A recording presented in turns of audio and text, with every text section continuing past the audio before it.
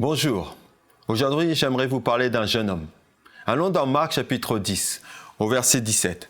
Comme Jésus mettait en chemin, un homme accourut se jetant à genoux devant lui. « Bon maître, lui demanda-t-il, que dois-je faire pour hériter la vie éternelle ?» Jésus lui dit, « M'appelles-tu bon ? Il n'y a de bon que Dieu seul. Tu connais les commandements, tu ne commettras point d'adultère. Tu ne tueras point, tu ne déroberas point, tu ne diras point de faux témoignages, tu ne feras tort à personne, honore ton père et ta mère. » Il lui répondit, « Maître, j'ai observé toutes ces choses dès ma jeunesse. » Jésus l'ayant regardé les mains, il lui dit, « Il te manque une chose. Va, vends tout ce que tu as, donne-le aux pauvres et tu auras un trésor dans le ciel. Puis viens et suis-moi. » Mais, affligé de cette parole, cet homme s'en alla tout triste, car il avait de grands biens. Quelle triste histoire.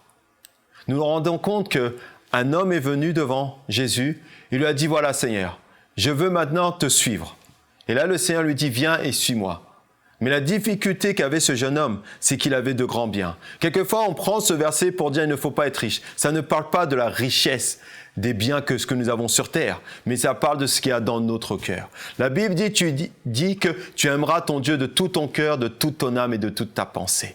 Mais regardez bien cette histoire. Ce n'est pas Jésus qui est venu le chercher. C'est le jeune homme qui est venu vers Jésus. Pour être quoi? Approuvé de Dieu. Vous savez, nous ne pouvons pas être approuvés de Dieu, car Christ est déjà mort sur la croix et l'approbation, elle est déjà là. Mais la chose qu'il nous demande dans notre marche chrétienne, c'est de vivre pour lui.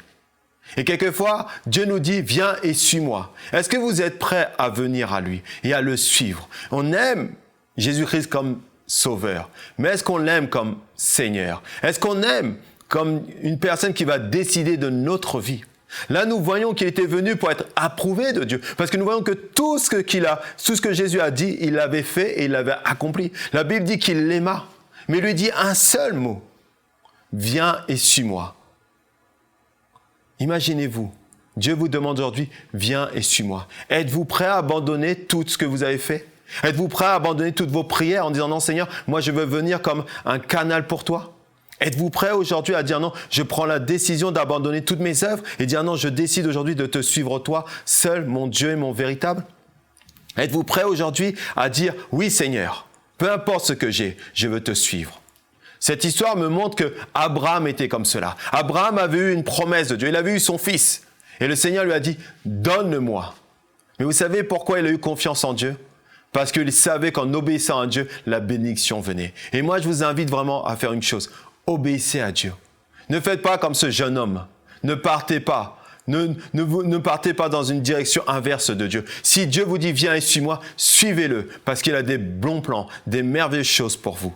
Soyons des hommes qui soient prêts à obéir plus qu'à parler. Soyons des hommes et des femmes prêts à le servir plus qu'à se servir de lui.